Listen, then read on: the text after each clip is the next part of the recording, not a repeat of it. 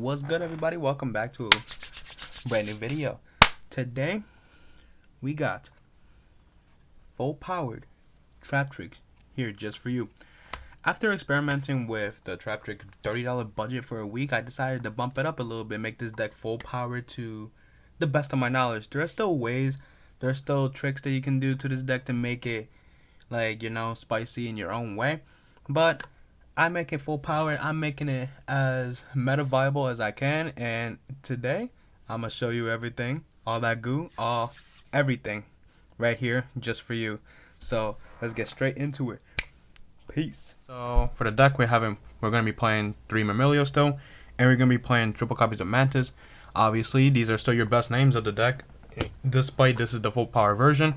So if you don't know what these cards do, Yugioh is on normal summon can add 1 normal hold trap card from your deck to your hand. If this card is special summon, mandatory effect to target 1 spell or trap card your opponent controls and destroy that target.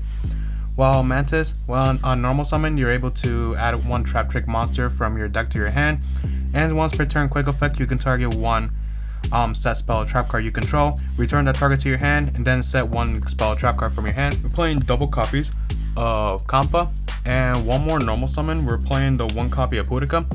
So the Kampa, this card can special summon itself as long as you have a Traptrix monster, and this card helps you play around cards like Lightning Storm and Harpy's Feather Duster. So if your opponent activates Harpy's Feather Duster or Lightning Storm while you have a Traptrix monster in your field, which most likely will be Sarah or Rafflesia, or even both of them, you're able to activate the effect to special summon itself, and all your back row will not be destroyed. And Pudica, on normal summon, this card searches the field spell, and if this card is special summon, this card can target 1 special summon monster your opponent controls and banish it, but they're able to special summon any banished monster that they have on their banish pile. So honestly, it's a double-edged sword there, but most likely you're gonna have a whole normal trap card for them because that does count as a special summon. So honestly, it's not really a lot to worry about right there. We're playing double copies of Yugioh. Yugioh is a really good card. I still play 2. I think 2 is like really good, especially if you have one in your hand or anything like that. On normal summon, you can target 1 Traptrix monster in your graveyard and special summon it in defense position. So this 1 card by itself gives you an instant rank 4 right there and then. And if this card is special summon, which is the main reason why you play this card, you target 1 normal hold trap card in your graveyard, set that target, but banish it during the end phase of the next turn if it's still on board. Extender of the deck. Even if you are just like putting in just a little bit of money towards the $30 structure deck, this card is just way too good not to have. People don't play this card because they think they brick too much on it, saying like, oh, I opened 2 out of the 3 copies, or I drew a hand without it, or I drew a hand with just parallel exceed nothing else. Yes, Yugioh is Yugioh, but more than 70% of the time you will see this card with like full combo in your hand. It is so useful because you don't need to use your Traptrix monsters for summoning something like Rafflesia or even Pudica for that matter. So this card just helps you out so much to extend. For hand traps, we're playing triple copies of Ash Blossom and Joyous Spring, and we're playing triple copies of Nibiru. Nibiru, this format, oh my god, this, like, you are just all set with you just Nibiru your opponent, right? Kashira sets up a full board, right? You just Nibiru at the end of main phase. What else they're gonna do, right? Literally nothing else.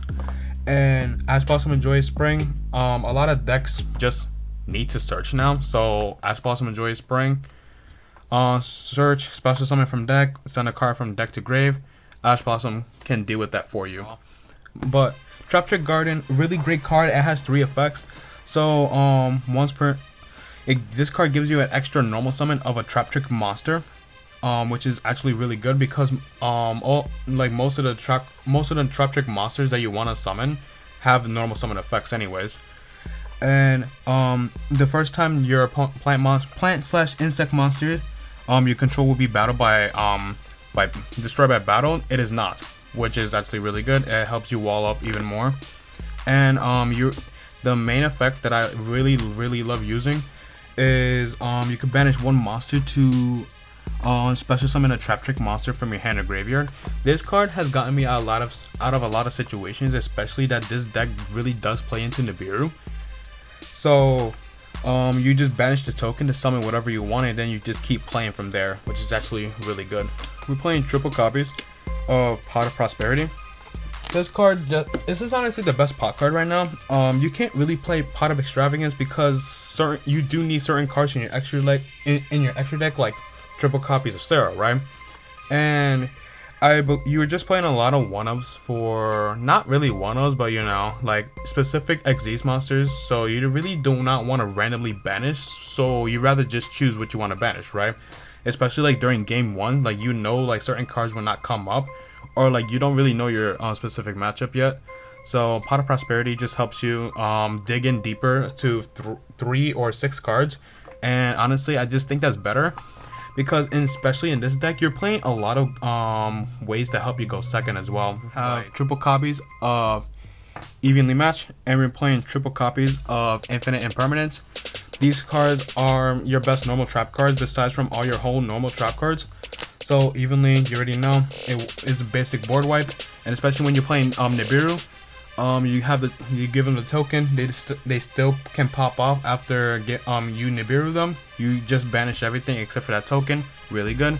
And Imperm, it just helps you bait anything or negate any sort of like monster that would just kind of mess up your entire plays. So that's really good.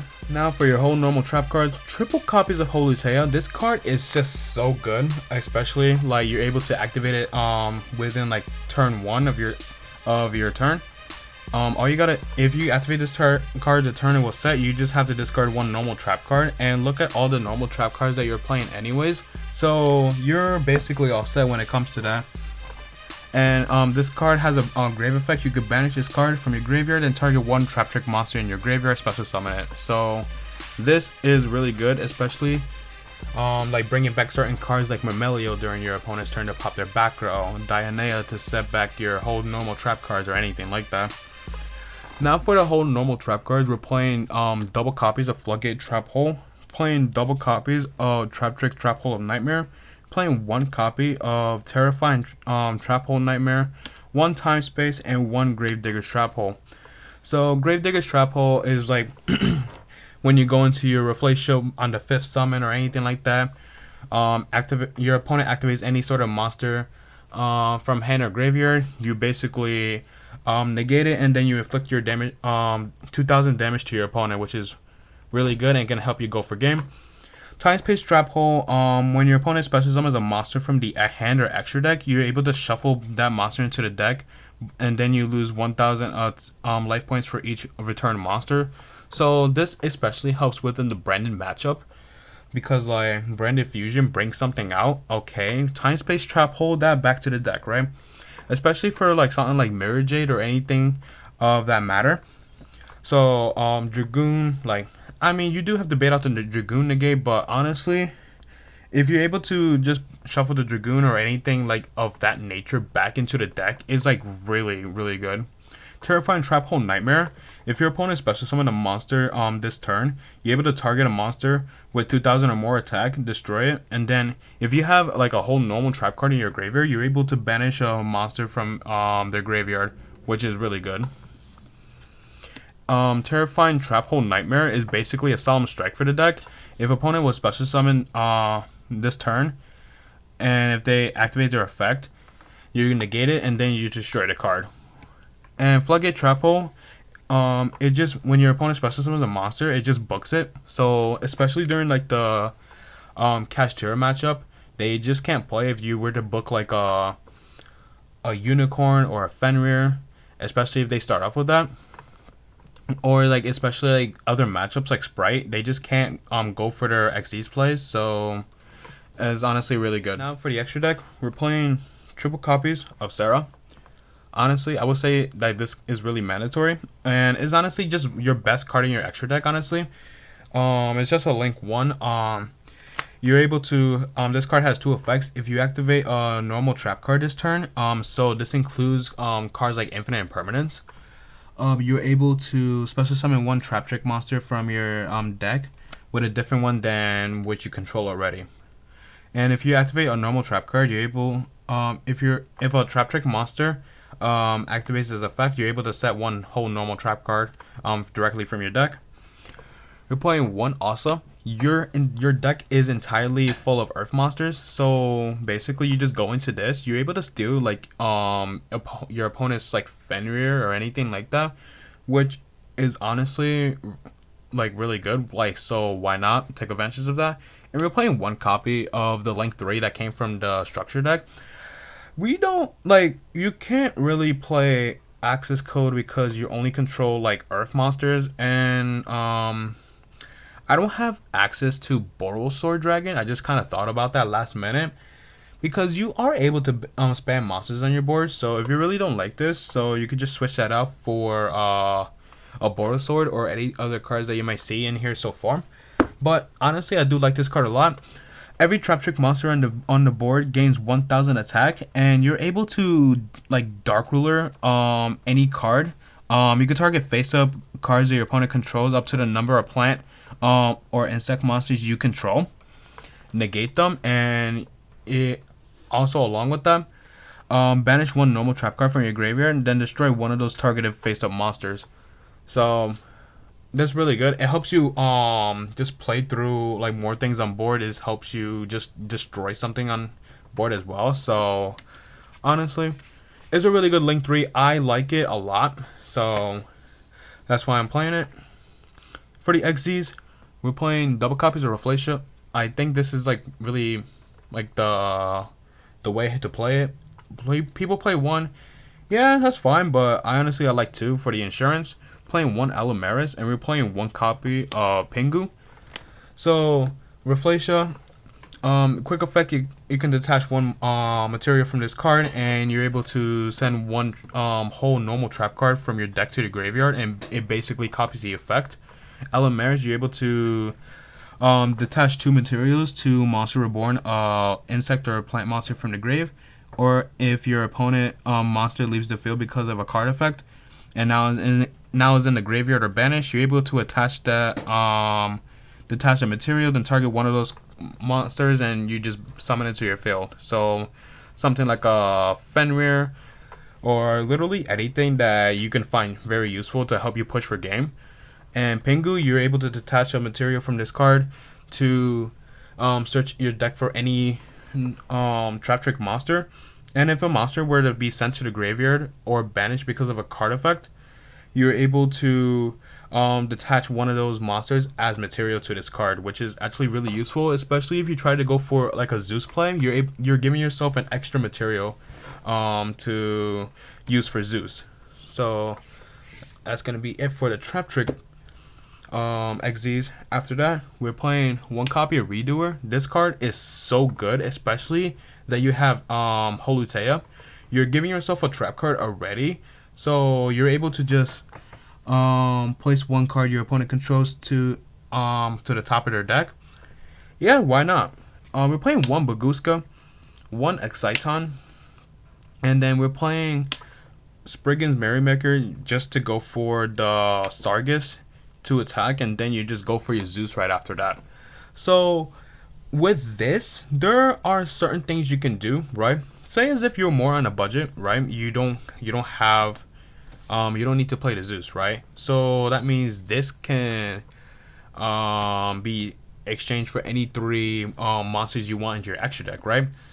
Or say as if you want to avoid like the extra deck ripping, which most likely they're gonna go for your Zeus, right? If you play two Zeus in your extra deck, right, which I will most likely replace the Baguska with, they most likely will rip your Exciton Knight just because you played a one of it, which I have seen through a lot of testing that they just get rid of your one of, right? That would be like detrimental to them. So two Lancia, you could play I only have the two, so that's why I'm only playing the two.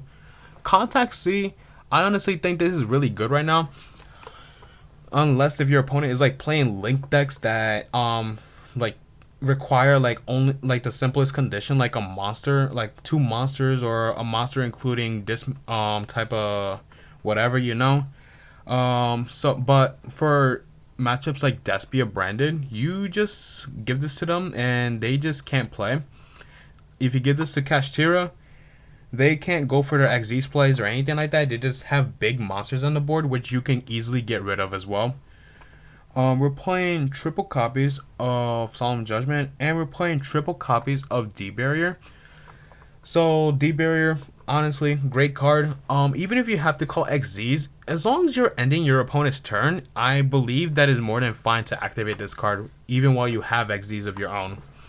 Solemn Judgment, negate their, literally negating their back row destruction, because you're not gonna have the compas all the time to special summon itself to protect your back row, so why not go for the extra insurance of having the Solemn Judgment? So that's what I have so far in the extra deck. There are other, not the extra deck, the side deck. There are other things that you can play in here. A lot of people are getting are growing aware that your opponent is going to be playing cards like Lava Golem or Spear Mode or anything like that. So like Kashtira players will go for like a Rise Heart and hope that that is more than enough. But you can play Kaijus. Like, a lot of people are going to Kaijus now just because your opponent's trying to play it more safe or anything like that. So this can do more than enough damage right there. You can go for board wipes like Raigeki. You can go for Lightning Storm, Feather Duster. Feather Duster is a one-off, so honestly, it might be worth playing in this deck as well. Anything else that you can add in there? So, something else that you can add in there that I was testing out. It was really good, but honestly, there was just cards that are just a tiny bit better in that deck. But you can play Lord of the Heavenly Prison in your side deck, along with, because this deck is all Earths, you can play Ghost Match, right? And this deck has enough space, or like enough wiggle room, or like you could just test things out to see how they work for you. But you control all Earths. This doesn't do anything to you except for like maybe Parallel Exceed. But more than half of the time, you already have your board set up anyways, and next turn you just kind of want to go for game, right? Lord of the Heavenly Prison can also set you like Imperial Iron Wall, which prevents your like Imperial Iron Wall from being banished because of Lord. Or if you have the Lord with the, how you say this, the Iron Wall already, you could just go for Gozen Match and it's not gonna get banished either. So those are other things you can consider. And something else you can consider, because you're playing all normal trap cards, you can play Lady.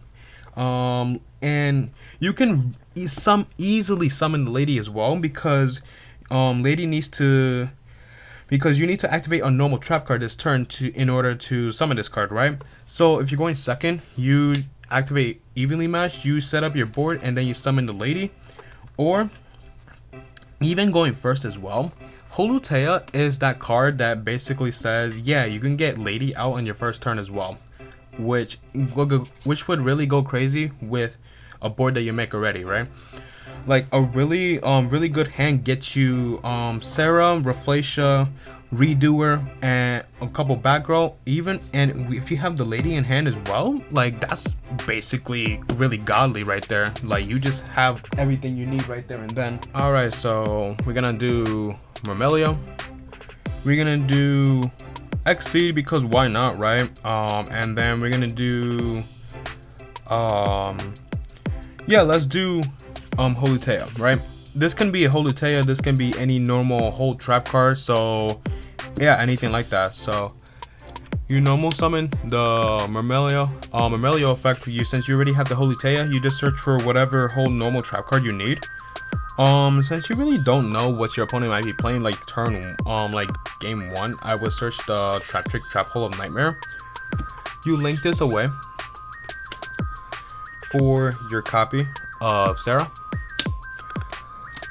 Then you activate Parallel Exceed, summon itself, activate the effect to summon another copy from deck. Now, this is your 5th summon right here, right? So, right here, you would go for your Rafflesia, right? Now, if your opponent tries to activate Nibiru, or like wait until the end of the main phase, which a lot of people have been doing lately, they're just gonna get negated, right? So this is what you have so far. You set your Holutea, activate it by pitching a normal trap card of any kind. It doesn't have to even be a whole trap card, right? If you open up the evenly, you could just easily pitch that as well. So summon it, activate the effect since you activated a normal trap card to summon a monster from deck, which is gonna be Dionea. Dionea effect on special summon will set you back a whole normal trap card, so is gonna be whatever you pitched off. And then Traptrix effect will set another one from a whole normal trap card from deck. So you can set Floodgate Trap Hole. You overlay these two for your copy of Time Thief Redoer. So this is your basic end board right here. Rafflesia is honestly more than enough because like you have 1, 2, 3 interruptions. You have also the Sarah as well to summon something like a Mamelio or a Pudica, which can interrupt your opponent as well. And let's say you have you're playing Lady, right? You activated a normal trap card this turn, so you're able to special summon this card right here, right? And then you also have another interruption. So whenever you activate a normal trap card, you're able to just chain the Lady to set whatever else you need. So that's honestly really good right there. So that's gonna be it for this Traptrix deck profile. I hope you guys really enjoyed it, and I really enjoy playing this deck as well. So I honestly do hope to find more time soon to play this deck IRL, locals, anything like that, and I might try to get some content for you there. Who knows, right? But without further ado, I'ma head out. Enjoy your day. Peace out.